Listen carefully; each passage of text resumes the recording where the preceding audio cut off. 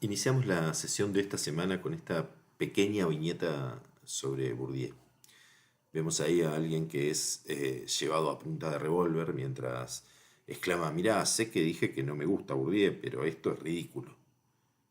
Hace muchos años me tomé con esta viñeta y la vengo utilizando recurrentemente cada vez que eh, en algún curso de teoría sociológica, de sociología de la cultura o de sociología de la educación, que son los, los ámbitos donde me he movido como docente. Cada vez que en alguno de esos cursos me toca traer la obra de Bourdieu, me gusta empezar con esta viñeta. De algún modo sintetiza lo que en una época sucedía en algunos escenarios de la sociología y en especial de la sociología de la educación, donde había una suerte de fiebre burdiana, una hegemonía como muy marcada de la obra de Bourdieu como perspectiva teórica central. Es bueno saber o considerar que nos encontramos en el final de este curso con un autor de muchísima relevancia y en especial muy preponderante y con una altísima recepción en el contexto latinoamericano. Un poco en broma, un poco en serio, en algunos momentos en estos escenarios era difícil no ser burdiano.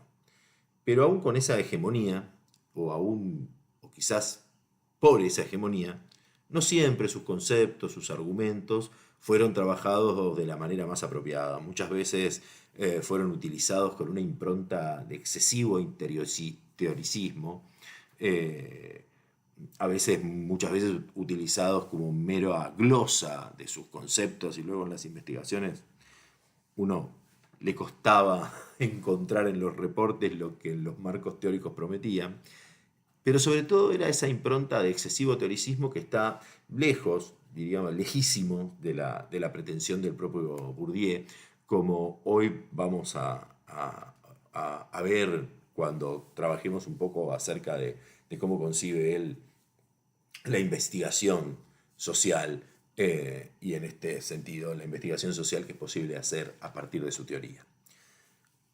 Como sea, la broma de la viñeta nos permite abrir el camino que vengo a proponerles para abordar la obra de este autor y que consiste, al menos en lo que a mis intervenciones respecta, en una apuesta triple de tres recursos centrales.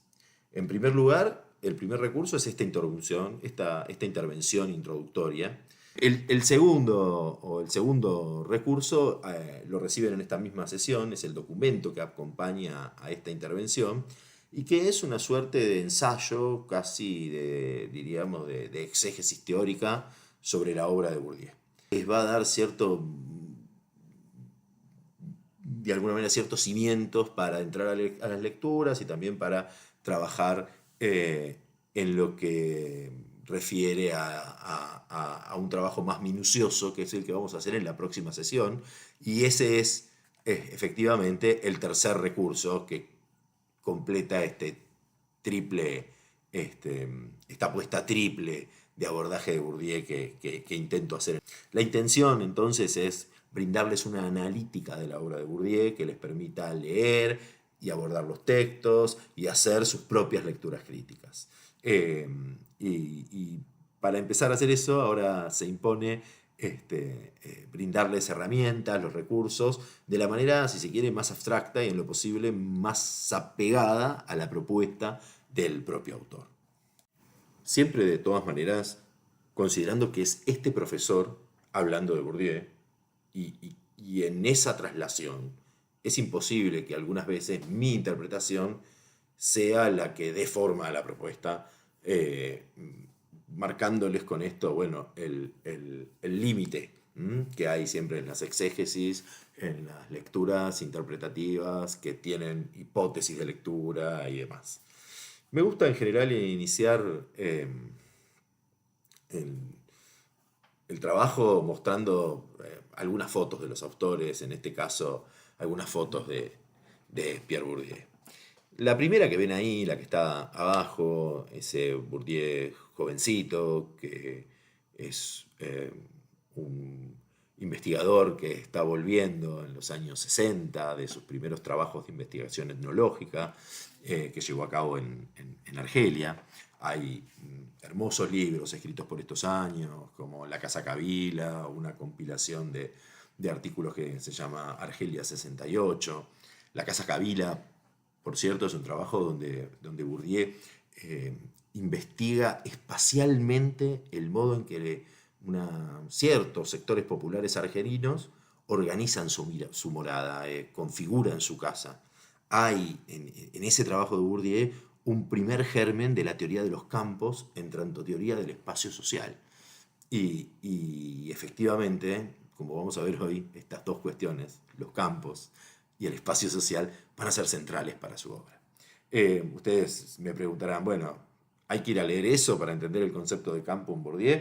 Bueno, no necesariamente, y no les propongo leer eso en el curso, pero bien vale decir que ahí hay un germen y un tono de investigación que si a ustedes les gusta el autor, les gusta su propuesta y demás, si lo van a leer, lo van a disfrutar, van a aprender, van a complementar cosas que vamos a ver hoy aquí de manera, no solo hoy, sino en el conjunto de las 2 semanas que trabajemos sobre Bourdieu, van a complementar lo que les decía, vamos a ver de manera más abstracta y analítica. Ese es el Bourdieu que está ahí con su cara juvenil. La segunda y tercera fotos son fotografías más cercanas a su muerte, fotos de los años o de la década de 1990. La foto de abajo, una foto clásica que pueden encontrar en muchos libros como Contraportada o Interior, y la de arriba es sacada de un documental sobre Bourdieu que les comparto en las aperturas de esta sesión, que se titula La sociología es un deporte de combate y que se los recomiendo mucho. Siempre que trabajo en clase con Bourdieu me gusta pensar que estas fotos, que esta tríada de fotos, de algún modo sintetizan algo que pasaría si Bourdieu se despertara y asistiera a esta clase de este ignoto profesor en el sur del mundo. Primero seguramente tendría un poco de expectativa, como la tenía el joven Bourdieu. Después seguramente vendría esa mirada penetrante de que, bueno, ¿qué está diciendo este muchacho? Y la de arriba, definitivamente, una vez que me escuchó hablar sobre su obra, no le quedaría otra que agarrarse la cabeza. Esperemos, por el bien de ustedes, que esta sea solo mi fantasía y no lo que efectivamente pasaría si Pierre Bourdieu me audita la clase que doy sobre Pierre Bourdieu. La idea, finalmente, es verle la cara a la gente que leemos.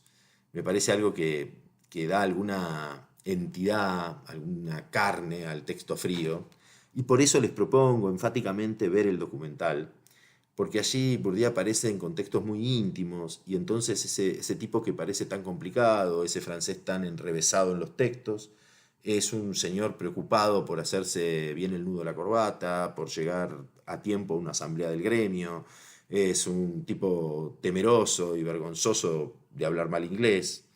Está bueno en algún punto darle ese perfil humano a estos tipos que escriben obras monumentales, que uno muchas veces las lee con cierta reverencia, y que son obras y trabajos que se entienden mejor si vemos a las personas que están detrás también en su contexto humano de producción. Sugiero siempre, además, que si les gusta, sea Bourdieu cualquiera, un autor o una autora en particular, si les gusta mucho su obra, si la van a usar, no duden en investigar sus biografías, sus trayectorias. Cuando son importantes siempre hay una biografía que leer, siempre hay un biógrafo, ¿sí? Siempre hay alguien que anduvo ahí chusmeando la vida. Y ayuda mucho a entender los procesos, los trabajos, las obras, saber, por ejemplo, que Bourdieu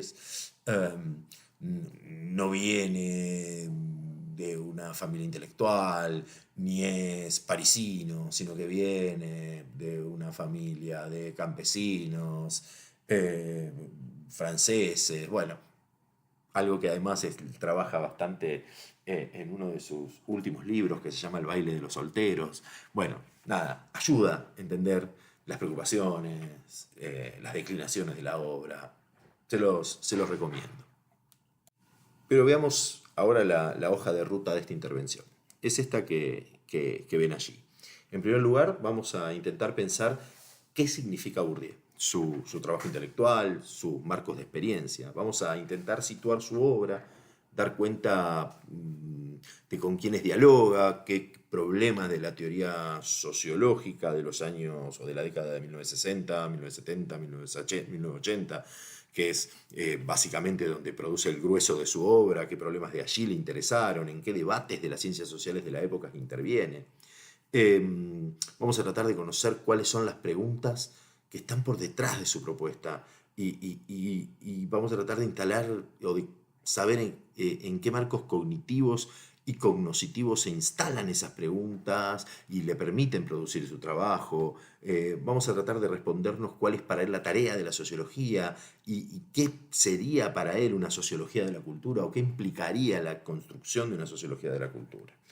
Y después de plantear este contexto y esta escena de producción, vamos a adentrarnos en estas dos cuestiones básicas que vienen luego. Vamos a plantear primero de manera muy breve esto que llamamos la apuesta heurística, la dialéctica entre la razón y la experiencia. Es algo que vamos a desarrollar mucho, que se lleva buena parte del ensayo que acompaña a esta intervención, pero que aquí vamos a dar algunas claves, sobre todo para afrontar esas lecturas. Y luego nos vamos a adentrar en lo que sería la escena del juicio teórico, el corazón o la clave de la propuesta de Bourdieu. Y esta es la relación entre los conceptos, las nociones de campo y de hábitos. Son dos elementos disímiles, pero fuertemente unidos por, como dice el propio Bourdieu, una suerte de complicidad ontológica. Toda la teoría de la práctica de Bourdieu se monta en los efectos, las condiciones y las configuraciones que emergen de esa relación entre el hábitus y el campo. Campo, hábitus, prácticas son las matrices claves del espacio social y la sociología de Bourdieu es una sociología relacional del espacio social. El espacio social que se diferencia, que produce escenarios diferenciales para la práctica, esto es, campos, y que al interior de esos campos identifica una serie de posiciones y una serie de disposiciones que están en juego y que se dinamizan a través de un hábitus particular que portan y aportan los agentes. Esto, que allí dicho ahora, ¿no?, seguramente plantea muchas dudas, ¿sí?, es la matriz clave. Y esto vamos a tratar de comenzar a plantearlo en esta sesión, así que no se preocupen ahora mismo si quedan algunas cosas muy en el aire, de como las acabo de decir, pero vamos a tratar de plantearlas en esta sesión, tanto aquí como en el ensayo, y vamos a terminar de ajustarlo en la próxima sesión. De algún modo voy a ir transitando tres niveles de complejidad distintos con los que vamos a ir armando una visión integral de la propuesta teórica de Bourdieu. Pero vayamos ahora a la pregunta inicial de esta hoja de ruta. ¿Qué significa Bourdieu? En primer lugar, hay que tener en claro que el esfuerzo de Bourdieu es un esfuerzo por teorizar lo simbólico. Si uno pudiera, es una tarea imposible desde ya, ¿no?, pero si uno lo invitaran a sintetizar en 3 palabras o en 3 breves ideas la obra de Bourdieu, yo apostaría por poner estas 3: lo simbólico, la cultura, el poder. Serían algo así como etiquetas generales que pone un bibliotecario o las palabras claves de un editor de una revista. Si me tocara hacer eso, ser ese bibliotecario o ser ese editor, quizás pondría eso: lo simbólico, la cultura, el poder. El esfuerzo primario es teorizar lo simbólico, pero desde una suerte o con una suerte de axioma general, un punto de partida que dice que la cultura es violencia simbiólica. Siempre Y siempre que hablamos de violencia, hablamos de un ejercicio de la violencia, de una práctica de la violencia, donde alguien la ejerce y alguien es violentado. No necesariamente es un alguien específico, es un agente, puede ser una posición social, pueden ser grupos, pueden ser ideas. ¿Mm? Pero como la cultura es violencia simbólica, siempre hay un ejercicio de esa violencia, y siempre que hay un ejercicio de esa violencia, una práctica de esa violencia, alguien la ejerce y alguien es violentado. Lo simbólico es así teorizado como una arena de disputas donde particularmente lo que se juega es el poder. Una sociología de la cultura, la sociología bourdiana, es en este sentido siempre un capítulo de la sociología del poder. La propuesta de Bourdieu es la de una teoría multideterminada de las relaciones sociales. Bourdieu no hace un análisis de las relaciones sociales intentando reducirlas a un aspecto o a un elemento clave que pudiera explicar. No. Lo que va a proponer es la múltiple determinación de las relaciones sociales. Y esto está acompañado de una apuesta heurística donde ni se sacraliza el dato empírico ni se apuesta a un mero teoricismo. No se trata ni de una filosofía abstracta ni de una ciencia inductiva. La apuesta epistemológica y teorética de Bourdieu se cimenta en proponer una relación crítica entre teoría y empiria. Una relación crítica, sin embargo, donde se observa un primado epistemológico, que es el primado de la teoría. Pero es un primado, no un reinado. No es que no existe la realidad por fuera de la teoría, pero sí la idea de que la teoría es una suerte de demiurgo de lo real. Solo porque podemos conceptualizar el caos, la realidad se convierte en una realidad pensable. Algunos lectores tempranos de Bourdieu afirmaban que hay dos preguntas fundantes en casi todos sus trabajos.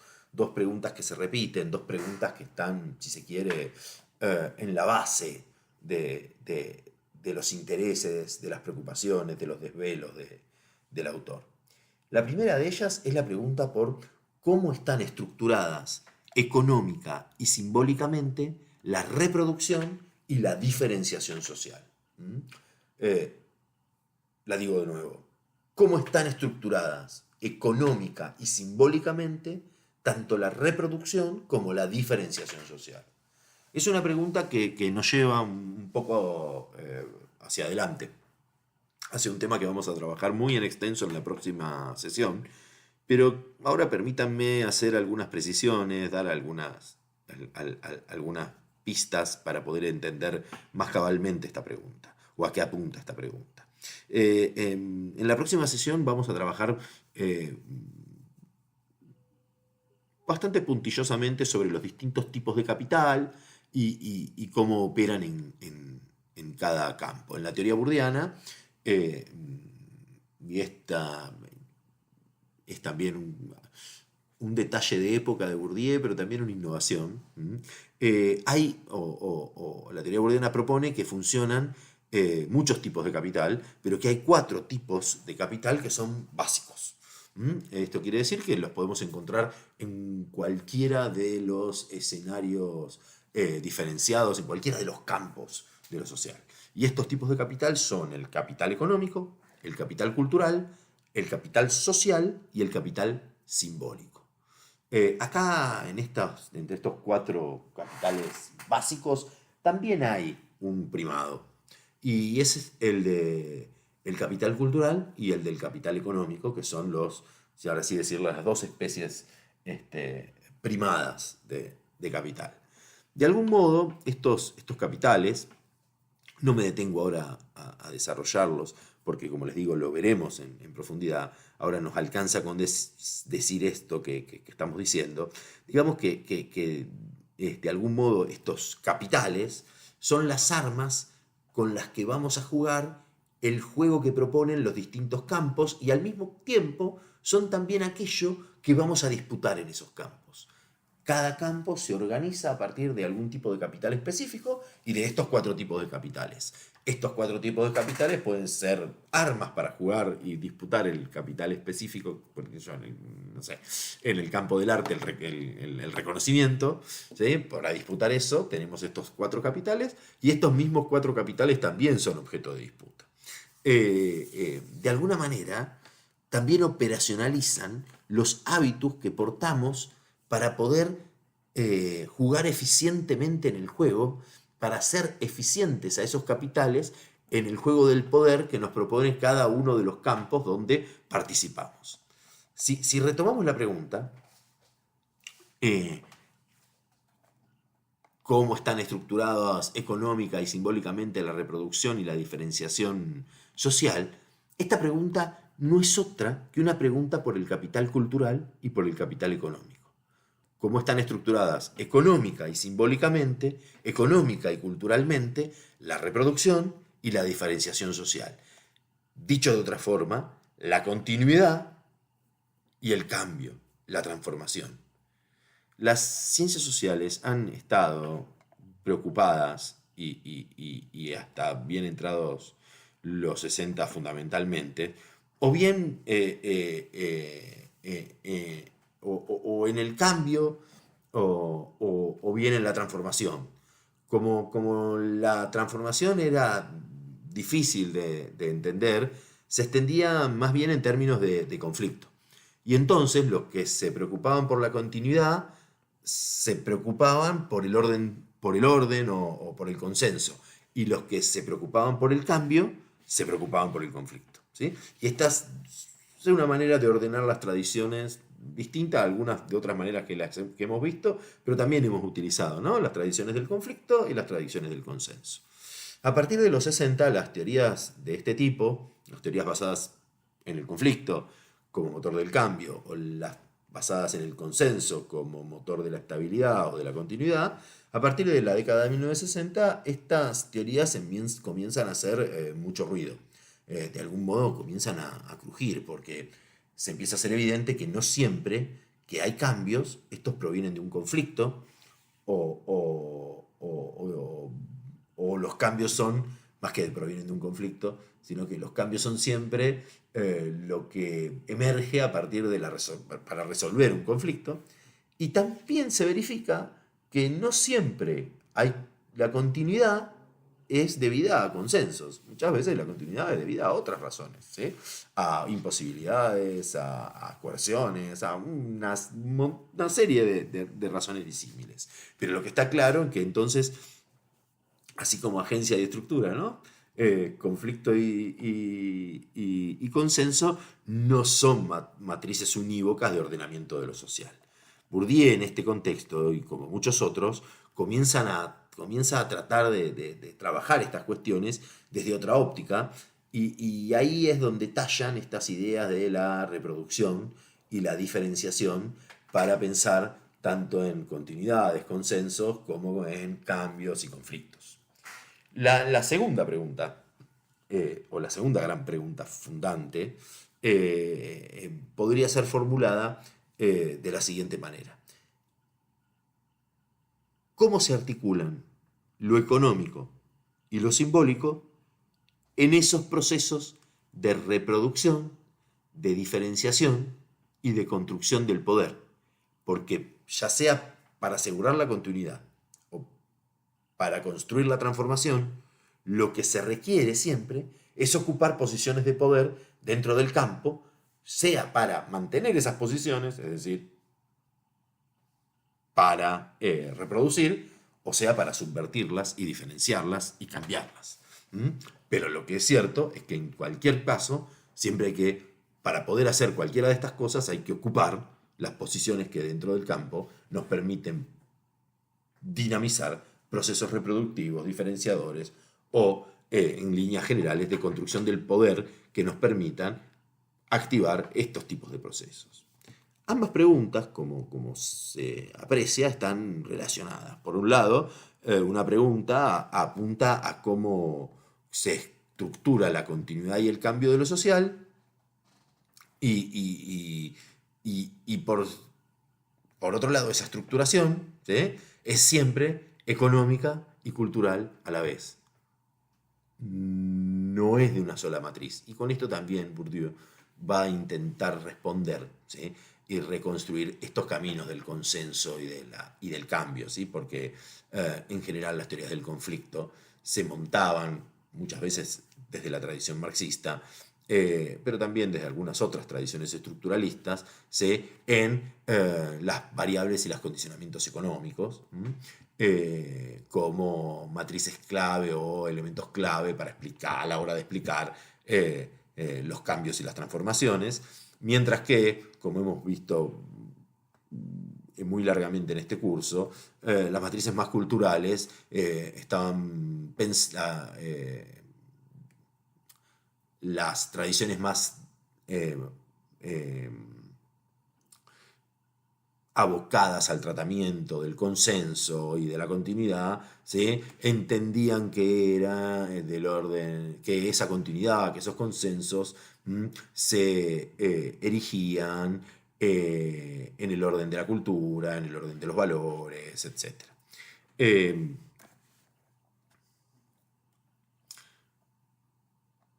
Esa pregunta, la pregunta por cómo se estructura la continuidad y el cambio de lo social, apunta a las estructuras, las identifica, las describe, pero esas estructuras no están cada una por su lado, sino que se articulan a través de algo que no es estático.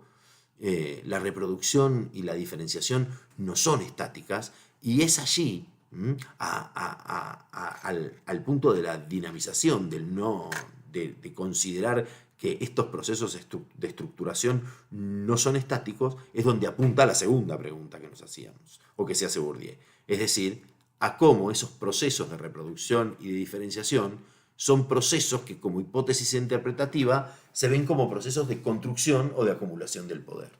Estas dos preguntas fundantes de su trabajo funcionan así como una cara y seca de una misma moneda. Esto es algo que vamos a ver mucho en la construcción teórica de Bourdieu. El doble juego, la doble objetividad, en definitiva, la relacionalidad. Siempre elementos que están relacionándose, chocando, articulando. Los objetos de interés de la obra bourdiana nunca los podemos pensar en una sola cara. Nunca podemos pensar a Bourdieu en 2D o a sus conceptos como conceptos planos.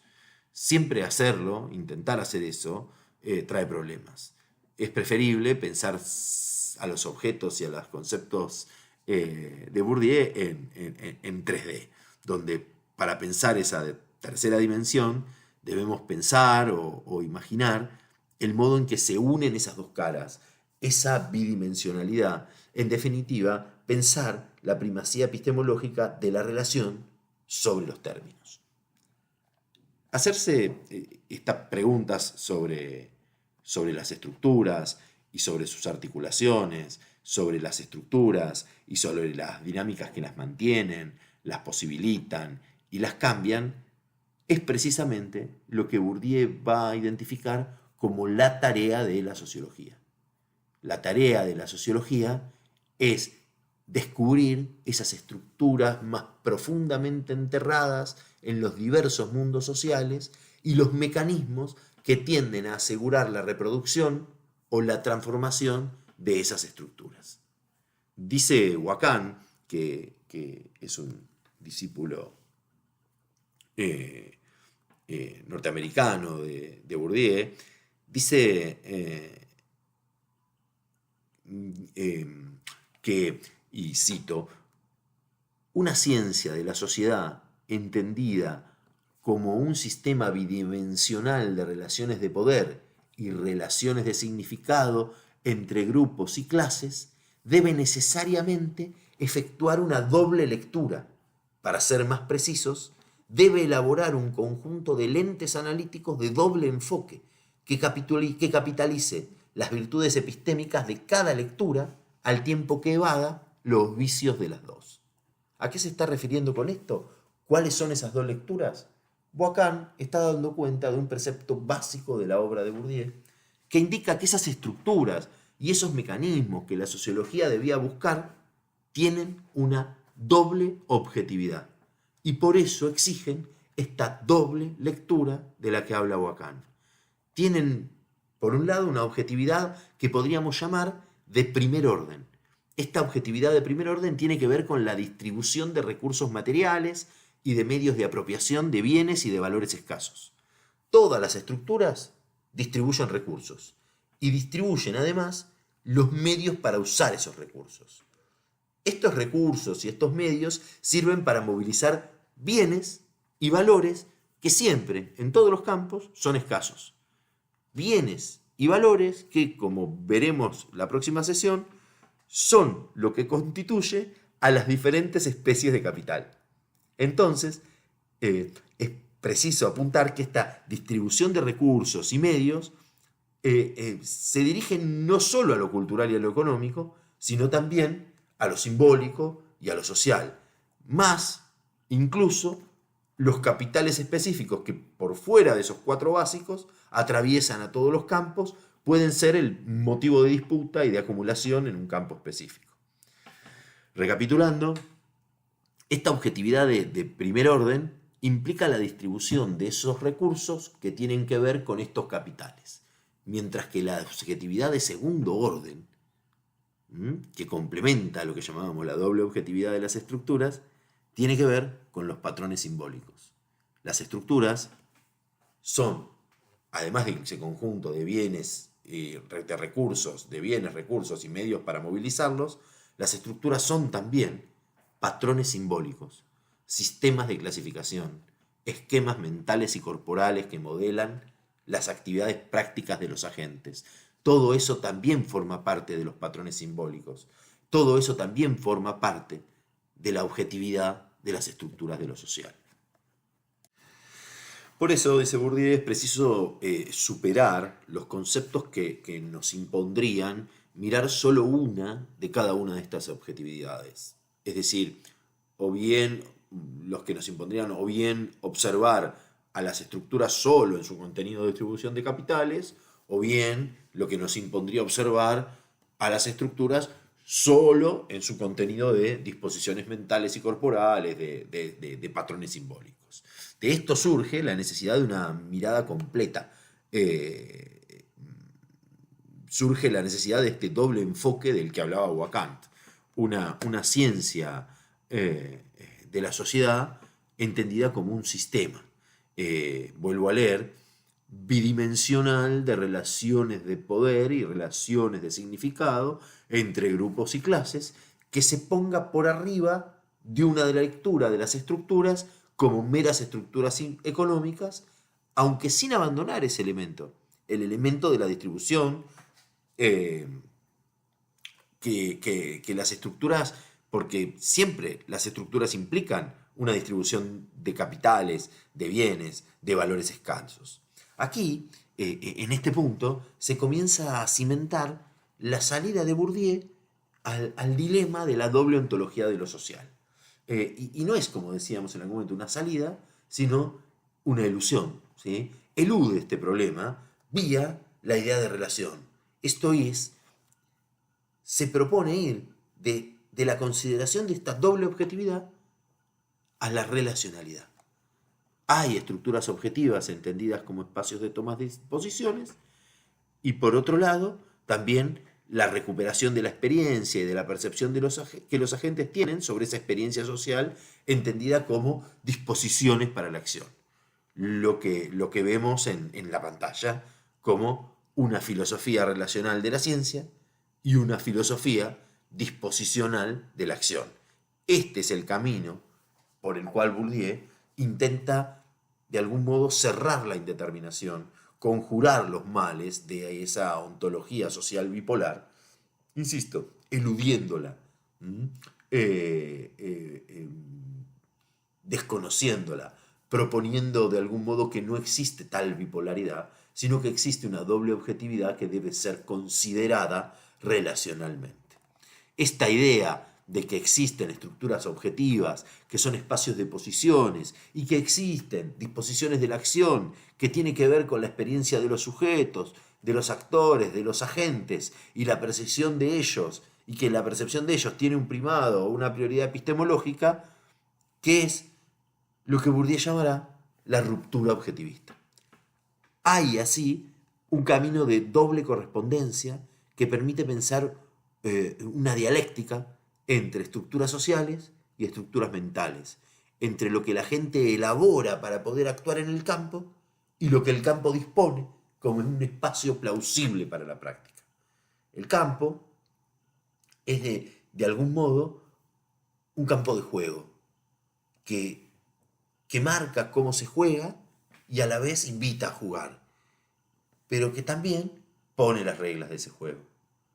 Y la gente que quiere jugar el juego de ese campo debe demostrar interés por practicar ese juego y debe demostrar interés por ocupar posiciones en ese campo. Ese agente tiene estructuras disposicionales que le permiten hacerlo. Determinado capital cultural, determinado capital social, etc. Y aun cuando muchas veces está constreñido a participar, porque hay campos donde no se elige participar, sino que la vida social obliga a participar, de algún modo igual tiene que haber algún tipo de dialéctica de relación entre esas disposiciones que tiene la gente y las reglas del juego. Ahí debe haber algún tipo de congruencia, porque si no, el campo no tiene jugadores. Y a la vez, los jugadores no tienen campo. Hay que pensarlo entonces siempre en ese doble juego. Y en ese doble juego es el juego de la relación. Acá, en estas ideas, está el germen de lo que vamos a llamar la complicidad ontológica entre campus y habitus. El habitus es, en parte, ese conjunto de disposiciones que porta y aporta el agente, y el campo es el escenario donde el juego puede desarrollarse, y también el campo son las reglas de ese juego. Dicho de una manera muy poco burdiana, el campo es el reglamento y la cancha. Reglamento y cancha que por definición están también en disputa. Porque incluso eso se disputa. Incluso se disputa la cancha y el reglamento. El otro gran espacio de sentido donde enmarcar la teoría de Bourdieu, si uno tácitamente decimos es el campo del debate sobre la ontología bipolar de lo social, el otro gran espacio de sentido donde se enmarca la teoría de Bourdieu es lo que podemos llamar las teorías de la diferenciación. Y enmarcarlo allí hace que sea más claro por qué Bourdieu piensa el espacio social compuesto por diferentes espacios de actividad, por diferentes escenarios de sentido. La teoría de la diferenciación es un modo característico en el cual las ciencias sociales han pensado la modernidad. Es, de algún modo, una manera arquetípica en que la sociología ha pensado las sociedades modernas. Y también, quizá, es una herencia preeminentemente weberiana. En general, en Bourdieu uno puede rastrear muchas herencias estructuralistas y burdianas y durkheimianas, pero quizás aquí, en su algún momento velada adscripción a la teoría de la diferenciación, hay una rémora de Weber. Esta idea de la diferenciación que ya hemos visto y debatido en el curso y que caracteriza, como decíamos, a la descripción sociológica de la modernidad, donde los individuos tienen esferas diferenciadas de actividad, donde operar incluso racionalidades diferentes y donde el sujeto de algún modo debe munirse de arsenales y de herramientas diferenciales también para poder operar en esos campos. Por otro lado, decimos, esas esferas diferenciadas de la sociedad también tienen autonomía relativa respecto del resto de las esferas de lo social.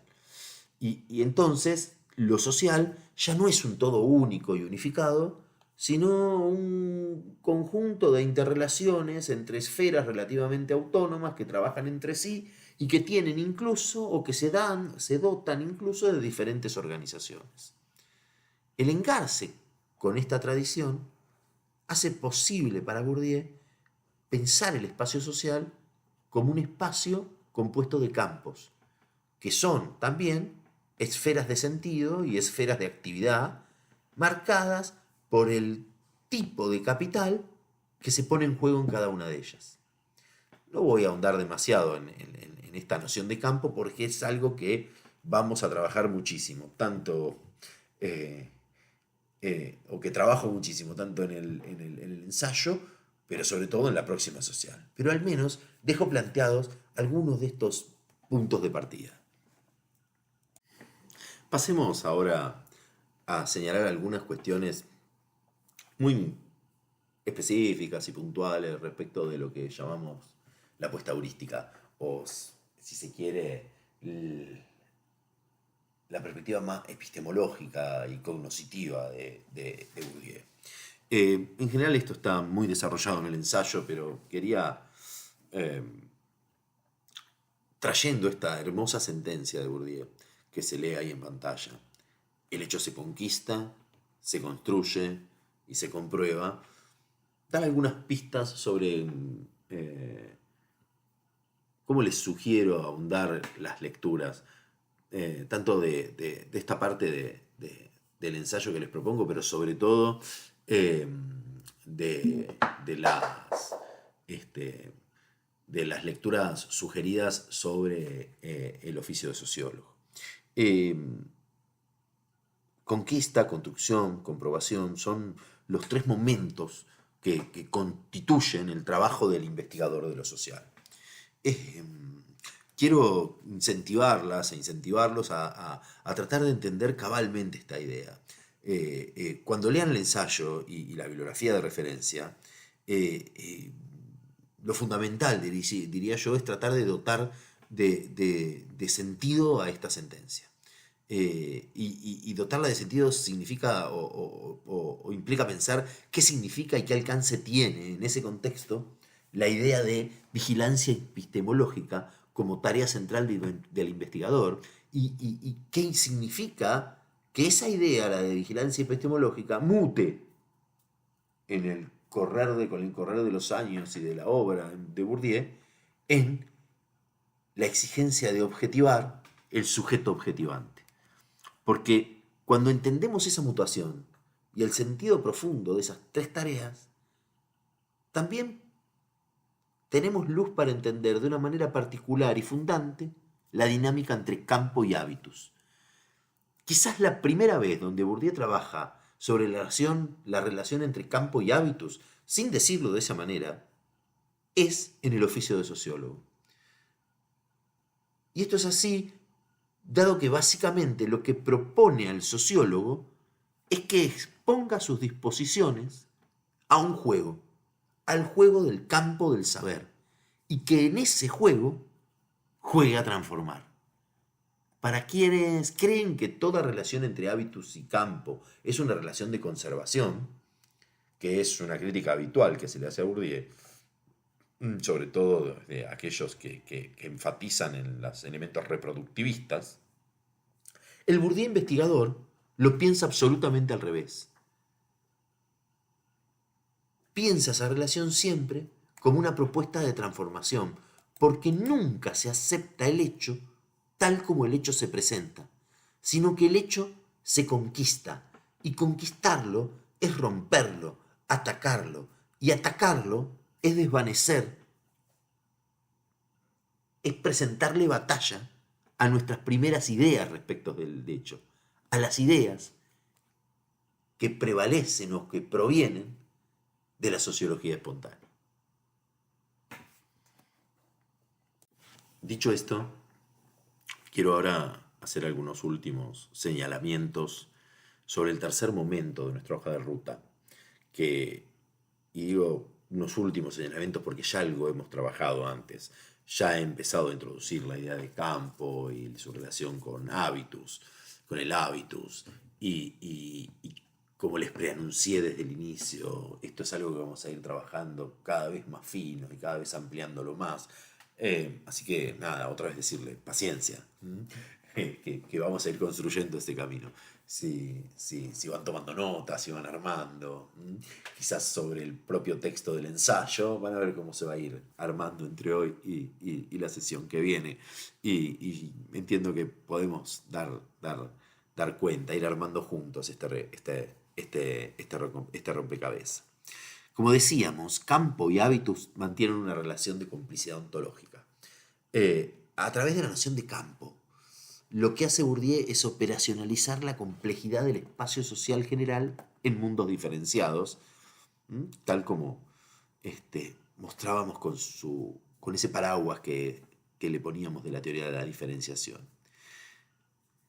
La noción de campo le permite diferenciar un mundo que en sí mismo es complejo. Estos espacios o mundos diferenciados están definidos, decíamos, por un tipo de capital, que es el capital o los tipos de capital cuya disputa prevalece en las prácticas que se dan en ese campo. Todo campo está motorizado por una o varias disputas. Disputas por el capital que ese campo ofrece. Tales luchas implican, sobre todo, disputar posiciones dentro de ese campo. En este sentido, los campos son, al mismo tiempo, campos de fuerza y campos de lucha. ¿Qué significa que un campo es un campo de fuerza? Esto implica que el campo tiene, para su propia subsistencia, toda una serie de requisitos que se imponen a los actores que juegan en el campo. Por ejemplo, pensemos en el campo universitario. Si es que este existe, ¿no? Pero pensemos que existe algo que se llama el campo universitario, del que participamos todos los que estamos en esta aula, porque todos nosotros en esta aula de posgrado participamos del campus universitario. Lo hemos hecho antes y lo hacemos ahora en esta instancia de posgrado. El campo universitario tiene, claramente, para funcionar, una serie de necesidades operacionales que se imponen a nosotros. Que somos los que participamos en él. ¿Cuáles serían estas necesidades operacionales? Digo solo algunas. Y que se nos imponen. Bueno, que reconozcamos ciertas autoridades, que cumplamos ciertos requisitos, que nos ajustemos a ciertas normativas, desde regímenes de estudio hasta regímenes de comportamiento, desde normativas explícitas a normativas tácitas. Estas son fuerzas que se nos imponen, pero al mismo tiempo, estas disposiciones nos abren a luchas. Nos abren a luchas para cambiar alguna de esas cuestiones, o para mejorar nuestras condiciones, para que esas fuerzas que nos imponen sean menos violentas, etc. Dice Bourdieu, si hay una verdad, es que la verdad es un envite de luchas. Hay una verdad, pero si la hay, la verdad es siempre una disputa entre agentes por posiciones, y entre agentes y las fuerzas del campo.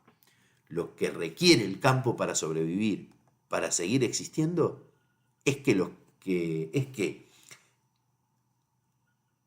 los agentes tengan interés por esas luchas, tengan interés por luchar para apropiarse del capital que ese campo escasamente distribuye. Entonces el campo es un sistema de relaciones que ordena un espacio social, como es un sistema de relaciones, además ofrece posiciones a ser ocupadas. Ordena de este modo modos de producción y de intercambio, homologa el orden social, de alguna manera ordena la práctica o lo intenta. Lo que hay es, luego que el campo intente hacer todo eso, disputas por cambiar ese orden o por mantenerlo. Este sistema de relaciones está obviamente atado a un sistema de disposiciones, que es lo que nos lleva al concepto de hábitos. Al menos en este curso, el concepto de hábitos de Bourdieu no lo vamos a entender como un destino, como algo ineluctable, que es una forma, a mi juicio, errónea de entender esta noción y de criticarla, pero bastante extendida. En este curso, al menos, es mi propuesta, consideraremos que es mucho más adecuado, o al menos es mucho más adecuado mi juicio, y espero que ustedes también lo encuentren así, pensar el hábitus como un sistema abierto que confronta con la novedad. Una suerte de síntesis original entre lo subjetivo y lo social, donde entonces hay grados de libertad para el cambio. El hábitus en este sentido no es pura imposición, no es pura reproducción de una socialización previa. Al menos no necesariamente lo es. Efectivamente sí, el hábitus es, entre estas cuestiones, una serie de estructuras objetivadas en un sistema de disposiciones y esquemas de seguridad. Está bien, sí, lo es. El hábitus es también esquemas, estructuras, disposiciones, es la acción de la historia, de la estructura de una estructura que me dispone a... Es cierto que es todo eso, pero también hay una relación dialéctica entre ese hábitus estructurado, entre esos esquemas, en esas estructuras cognitivas en las cuales el agente es formado, y que se objetivan, y de esas disposiciones que llegan a la gente por acción de la historia de esas estructuras o de estructuras familiares que lo disponen a nada. Pero aun cuando eso es así, hay una relación dialéctica entre todo ese conjunto de disposiciones estructuradas y una situación presente, la situación en que el agente, cargado de ese hábitus, actúa. Probablemente es cierto que el hábitus es en principio creado, instigado para reproducir, pero no hay manera de reproducirlo sin hacerlo acto. Esto quiere decir sin ponerlo en práctica. Y en el momento en que la gente se enfrenta a la práctica, se enfrenta a la disputa. Y ahí no hay opción a no transformar. Por eso, la idea que mejor ajusta, y esto lo defiende también Bourdieu en uno de los artículos de Razones Prácticas, la idea que mejor ajusta para pensar la plasticidad de la noción de hábitus es la idea de trayectoria. Los agentes tienen trayectorias. La trayectoria es una relación crítica entre la biografía y la historia. Dice Bourdieu, y cito, puesto que el hábitus es una capacidad infinita de engendrar con total libertad controlada unos productos que siempre tienen como límite la condición histórica y socialmente situada de su producción, la libertad condicionada y condicional que él asegura está tan alejada de una creación de novedad imprevisible como de una simple reproducción mecánica de los condicionamientos iniciales. Lo que está diciendo Bourdieu allí es: la trayectoria es una relación entre biografía e historia. Es el modo en que efectivamente se operacionaliza, se dinamiza y opera un agente en un campo específico. La noción de trayectoria permite ver cómo una biografía interrelaciona con la historia, con su momento histórico, cómo un agente pone en juego el hábitus recibido y creado y lo transforma en el camino de negociar y jugar el juego que propone el campo determinado donde se inserta. El hábitus dota al sujeto de una serie de capacidades de crear que, como dice Bourdieu, con libertad controlada, pensamientos, percepciones, expresiones, acciones. Le otorga a la gente un sustrato, una suerte de caja de herramientas de la cual obtiene capacidades para actuar, para entender, para operar. Sin el hábitus, el agente no entendería qué juego está proponiendo el campus. No habría manera de entender. El hábito es de alguna manera un procedimiento de continuidad de lo social, pero no necesariamente de reproducción mecánica de esos condicionamientos iniciales. Por estas razones es que hay o conviven una filosofía disposicional y una filosofía relacional en la obra de Bourdieu. Ambas proponen una relación de doble sentido entre esas estructuras objetivas de los campos y esas otras estructuras incorporadas en el hábitus de los agentes. Y esta relación de doble sentido implica que hay posiciones sociales en el campo para las cuales tenemos unas ciertas disposiciones, para las cuales ponemos en juego unas ciertas disposiciones y unas ciertas estructuras incorporadas en el hábitus, pero que se dinamizan en tanto y en cuanto los agentes deben tomar posición. Y este es un punto central. Las posiciones sociales se toman y una toma de posición es siempre una elección. Y una elección implica no reproducir mecánicamente el contenido previamente sabido y previamente ejecutado. La posición ocupada en la estructura de distribución de las diferentes especies de capital ordena las representaciones del espacio social y las tomas de posición ordenan las luchas por conservarlo o transformarlo. Cuando un agente toma una posición, hace una elección, conserva o transforma. Y ese es el juego dinámico de la complicidad ontológica entre campo y hábitus, donde para todo campo hay un hábitus. La complicidad ontológica no significa solamente esta cocorrespondencia, implica sobre todo este juego de la trayectoria y de la toma de posición dentro de un campo que ofrece posiciones que se disputan y deben ser tomadas. Como decíamos, una toma de posición es una elección, y una elección no la hace un agente que meramente reproduce. Ojo, tampoco un agente meramente racional, estratégico, nada más alejado de la postura de Bourdieu. Una elección la hace un agente que está interesado en jugar ese juego, es decir, que está interesado por ganar las posiciones de ese juego y entonces arriesgar también sus propias posesiones de capital. Y todo interés por ganar posiciones en un juego es siempre un interés por algún tipo de transformación. Así esa transformación sea simplemente la de conservar las cosas. Vamos a dejar aquí por ahora, con la recomendación de detenerse en la lectura del documento que complementa esta sesión, que junto a estos desarrollos los pondrá, entiendo, en carrera, tanto para las lecturas que propuse para Bourdieu, como para entrar de lleno a la intervención que les comparto en la próxima sesión.